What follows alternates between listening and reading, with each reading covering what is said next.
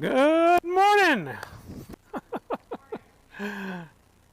My name is Reverend Tom Capo, and I am the minister here at the Unitarian Universalist Congregation of Miami, or as we affectionately call it, UU Miami. Let us remember that we walk, work, and worship on lands that were once the Miccosukee, the Tequesta, and Seminole tribal lands. Today is our flower communion. Everyone is invited to join in this very special, uniquely Unitarian Universalist ritual. It'll be a little different today because some of us are gathered here in the sanctuary and some of us are at home watching this on live stream. This is a little history of the Unitarian Universalist flower communion service. Was originated in 1923 by Dr. Norbert Capek, founder of the Unitarian movement in Czechoslovakia. And it was introduced in the United States to some of our congregations by Maya Capek, his wife. Maya Capek's words will call us into this time of reflection, ritual, and worship together. In the name of providence, which implants the seed of the future of the tree and in the hearts of people, the longing for living in love. In the name of the highest, in whom we move and who makes the parent, the sibling, and friend what they are. In the name of sages and great religious leaders who sacrifice their lives to hasten the coming of peace and justice, let us renew our resolution sincerely to be real family to one another, regardless of any kind of bar which estranges one from another.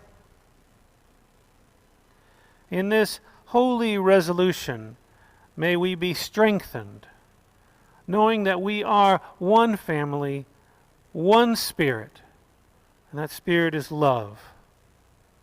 Love that unites us,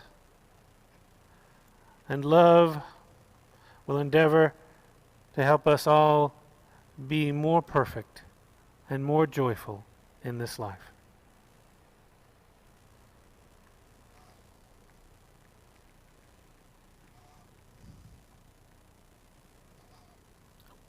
I think it's Steve.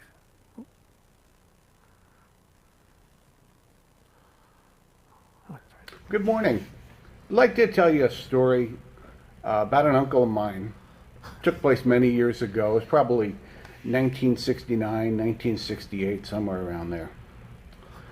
A little history first. My mother's sister Jean was married to a guy by the name of Bob Kelly.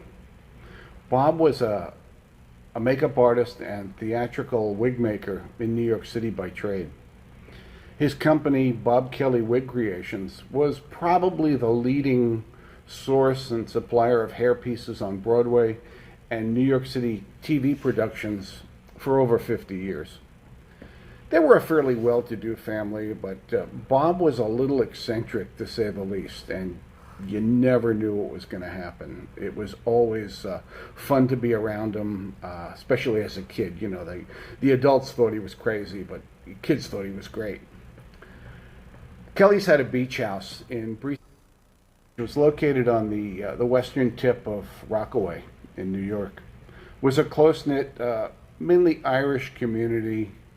I spent many carefree summers there as a child with my cousins and aunts and uncles that were always visiting. Most weekends, in fact, the house was packed with relatives. My mom was one of 10 children, so there were always aunts and uncles and cousins running around. It could be a circus many times, but it was a lot of fun. One particular Saturday afternoon, dinner time was being planned, and my Uncle Bob says to my dad, he says, how about some steak tonight? So my dad says, yeah, that sounds pretty good. So Bob says, hey, we've got a lot of people over the house. I know a great meat wholesaler in the city. Let's take a ride. We need some stuff anyway. So we'll get some steak. So he says, okay, great. So the two of them jump in the car and they head off. A couple of hours later, they come back with just a ton of meat. It was probably $250 worth of meat in 1960s money, which was quite a bit. Not only was it enough for dinner, it was probably enough for the rest of the summer. It was a lot. They had a big freezer, so he figured out we'll just put it in the freezer. So they walk into the house, and Bob comes in and announces to my aunt that he and my dad had just got back from this meat wholesaler with an ample supply of meat for dinner and additional stuff that they would just freeze. So my aunt looks at him, and you can tell there was something that was going to happen. She just goes wild, and after a long stream of expletives, she reminds him, Bob, we just went shopping last week. The freezer is full. We have no place to put all this food. So with that, in his own style, his own typical Bob Kelly style, he says, okay, no problem. He picks up an armful of steaks, takes my dad, he says, take what you've got. He says, come with me, follow me. So he turns around, undaunted by my aunt's scolding, walks out the door, goes down the street, and proceeds to go from house to house, handing out the steaks to his neighbors. Problem solved. And that was his style, Okay, fine. You don't want it? Fine. Give it away. It's good. It was great. It was a lot of fun. It was a funny time to be there. Bob passed away in 2011 at the age of 89. It's been over 50 years since that day. But the memory of that event really still makes me smile. It was just one of many stories that surrounded his impulsiveness, and it was always great. Hey, thanks for listening. I appreciate it. You're up. Yeah.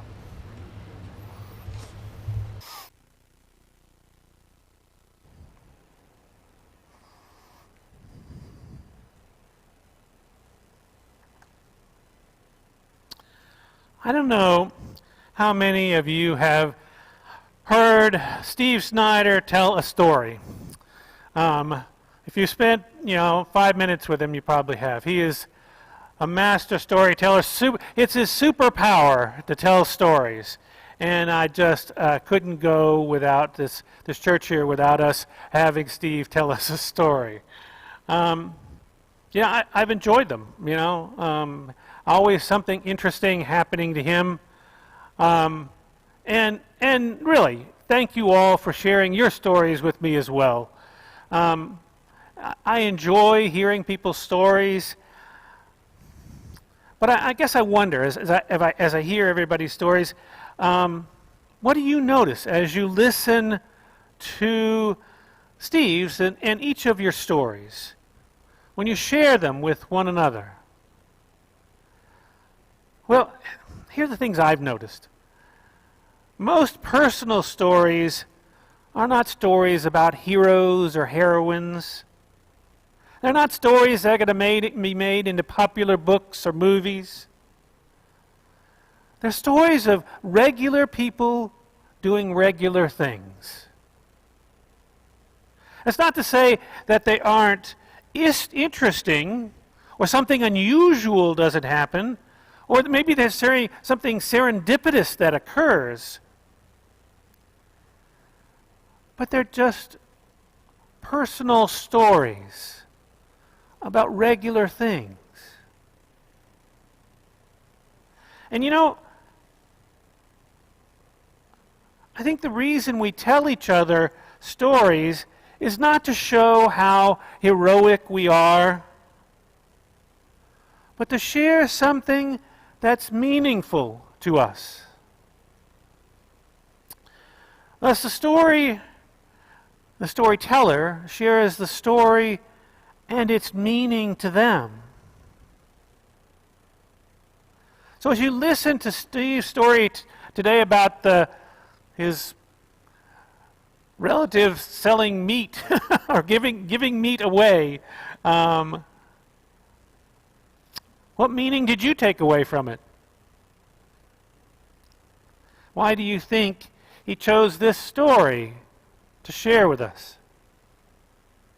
Well, he did say it's something he thinks back on with a smile. And maybe that's why many of you tell your stories. I guess we all tell stories for different reasons at different times.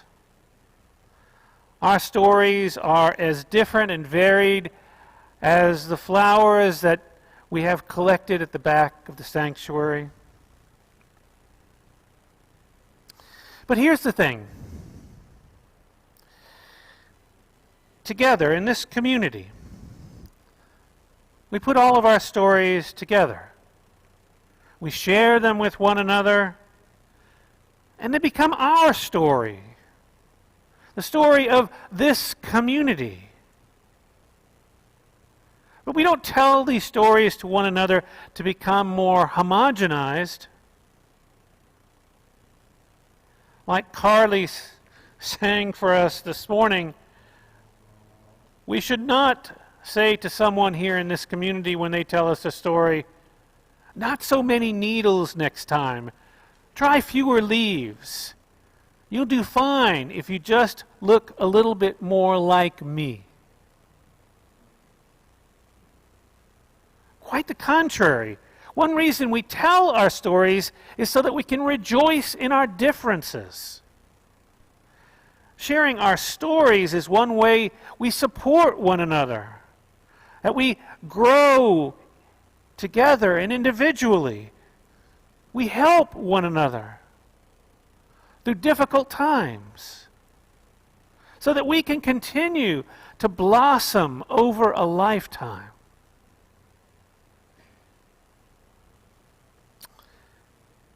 And what happens when someone's story falls apart? Many of you have probably experienced your story falling apart at one time or another in your life. Story about who you are or who you were, what was important to you, what life meant to you. Perhaps a story you held on for dear life. It was so important to you. A story we didn't want life experiences or anybody else to mess with. A story we held on to as if it were absolutely true with a capital T.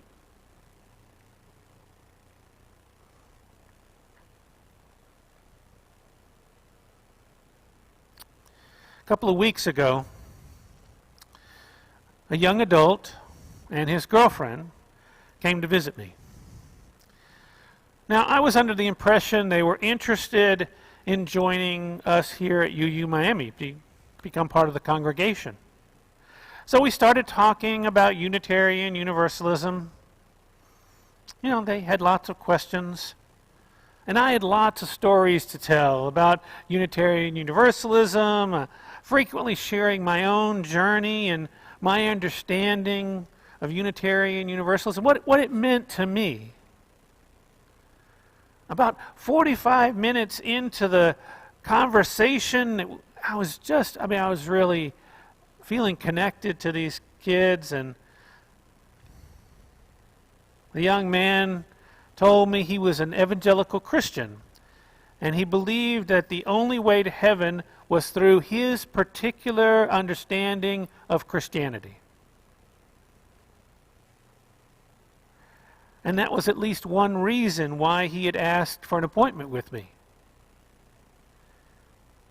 He couldn't bear the thought about me or anyone else going to hell because he had not tried to convince us to believe the way he did. He described it like this. He comes across someone in a burning house that they may not realize is burning, but he does. And he has to save them before the fire kills them.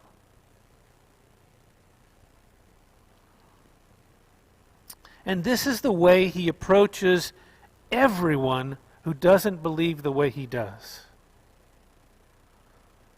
And this is how he felt he had to approach me. You know, after hearing him admit that that's why he was here, you might not be surprised that I was a little unsettled, maybe a little angry, feeling a little hoodwinked, manipulated. Here I'd been with this person sharing for 45 minutes, speaking in good faith, when what this guy wanted was to proselytize to me, to change me, the minister of this church. And then I wondered, what must it be like to have a narrative of a burning house as central to how one lives one's life? And every single person that you come into contact with, that you see as being in a burning house, virtually ready to die and not knowing it, and you had to save them even though they didn't know they needed to be saved.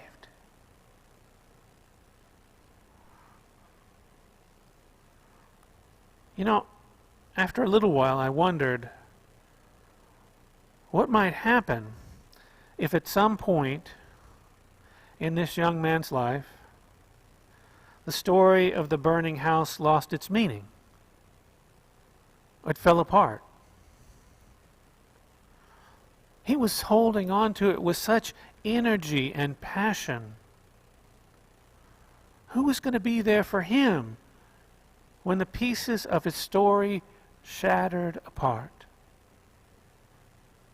If they shattered apart. So I changed the way I was talking to him. I thought, maybe my calling, my role here is not to change him, nor him to change me. Maybe it was for me to plant some seeds. I told him a story or two about my interfaith work and the love and respect I gave and received from people of other faiths, and how none had tried to convert each other. We respected each other's faith too much for that. I told him about an evangelical friend of mine, a pastor, who converted to Universalism, Christian Universalism, because when he was working in the hospital, he couldn't tell people on their deathbed or their families that they were going to go to hell if they didn't believe the way he believed. I told him, over my lifetime, I had been through so many different ways of understanding who I was as a spiritual person, and that today I thought of myself as a Buddhist, humanist, pantheist, Unitarian Universalist, with all the inherent paradoxes of holding on those beliefs within myself, and knowing that my understanding of myself would probably change over a lifetime. It might change more than once.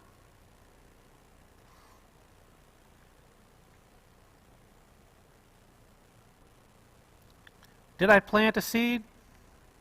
I don't know. But if it did, I hope it grows into a story that might help him pick up the pieces and put his own story back together in case his burning house story someday becomes just so many scattered pieces on the floor. Because isn't that the gift of our sharing stories? We tell each other stories that plant seeds within us, waiting quietly for them to take root and bloom in case someday our own stories fall apart. Seeds that might one day offer hope when our personal stories lay scattered on the ground before us.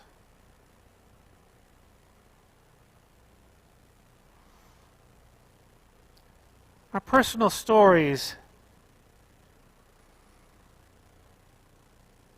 I think, need not be held together by just our own personal imagination, but in community. The imagination and support of all of us that are gathered together, that support one another, that love one another. Thus, we aren't nearly as fragile. And our lives might even allow for a little bit of adventure.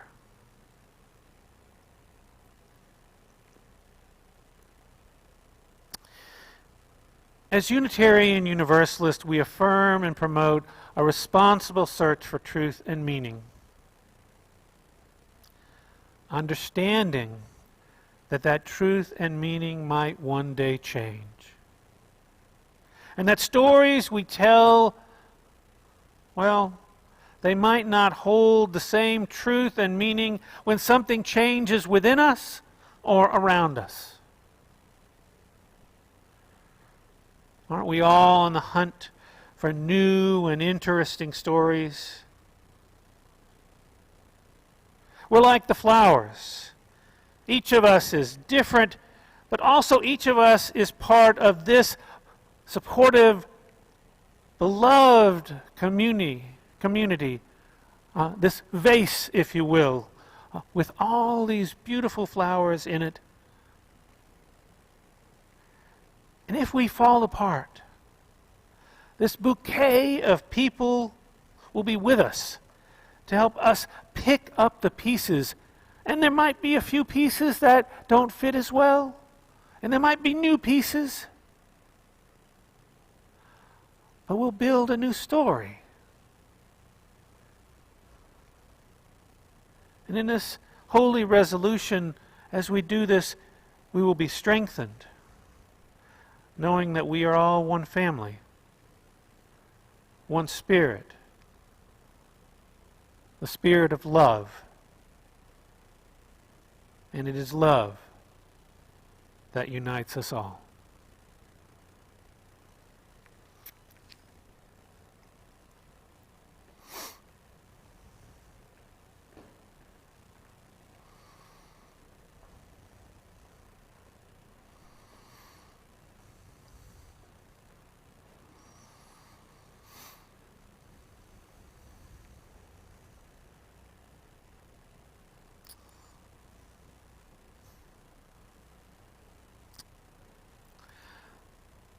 These are the flowers that many of you brought today for the service.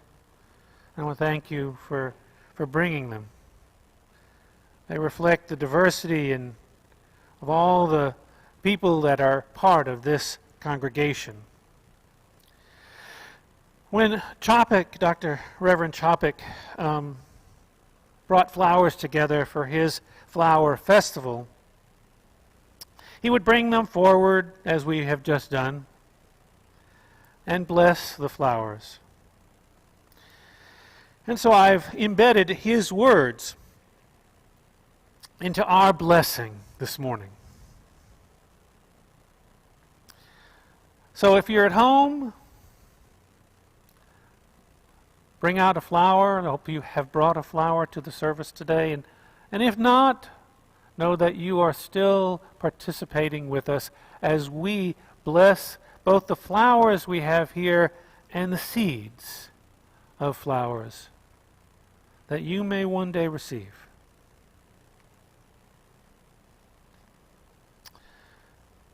Infinite Spirit of life, we ask your blessing on these messengers of fellowship and love.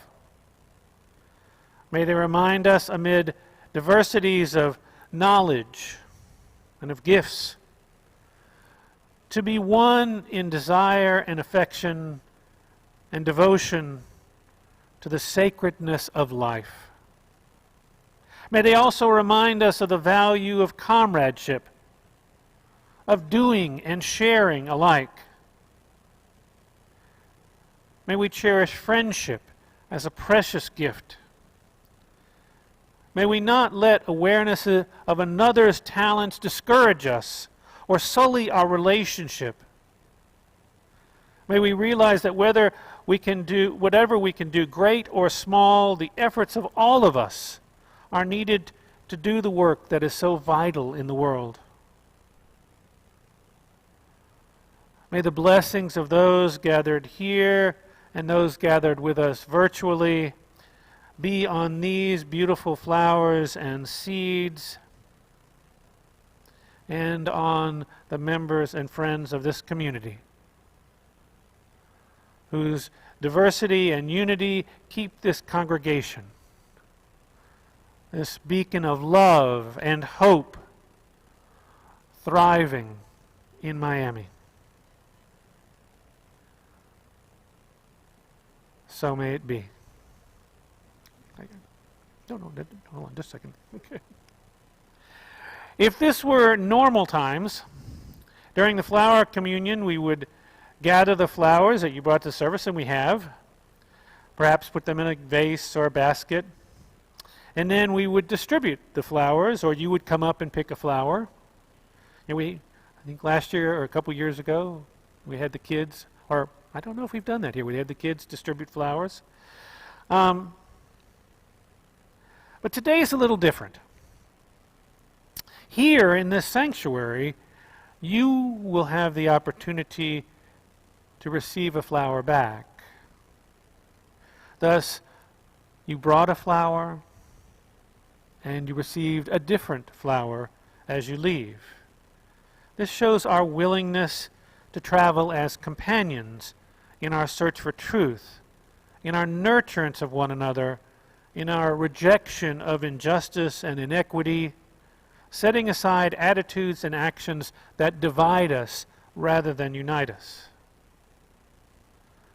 Taking a flower home is a symbol that beauty and grace and joy and love are not matters of reciprocity. In this world, we cannot earn or deserve that which is most important. It comes as a gift.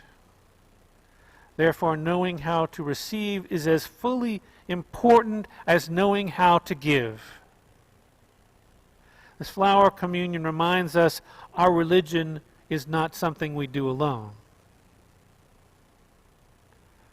So, when Andy distributes the flowers in just a few moments, whether you brought a flower or not, please take a flower with you. Take a part of this community with you, knowing that we love you, that you're supported and cared for.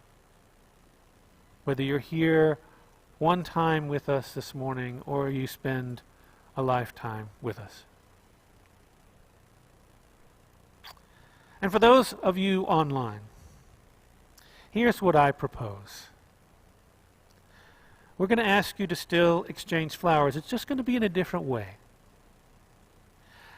I assume that many of you have a flower with you during the service.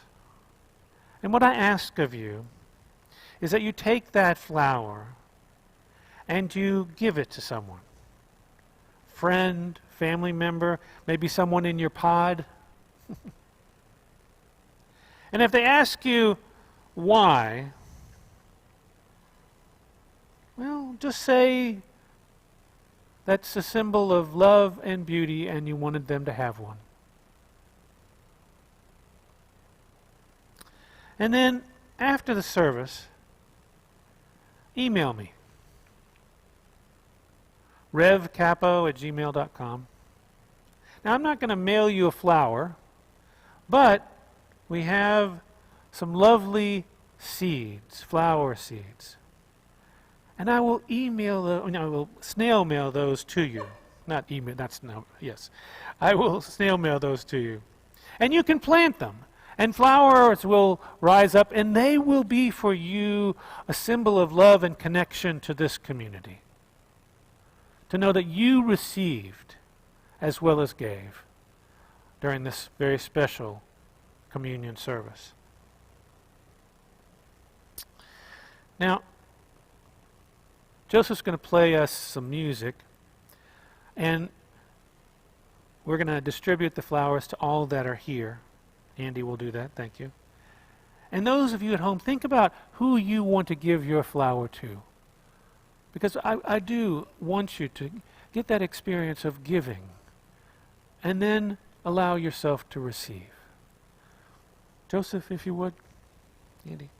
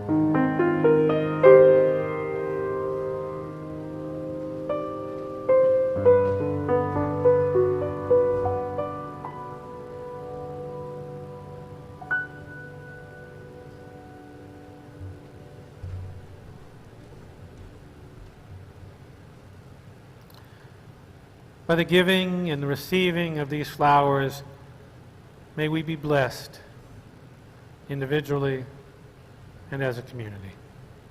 Amen.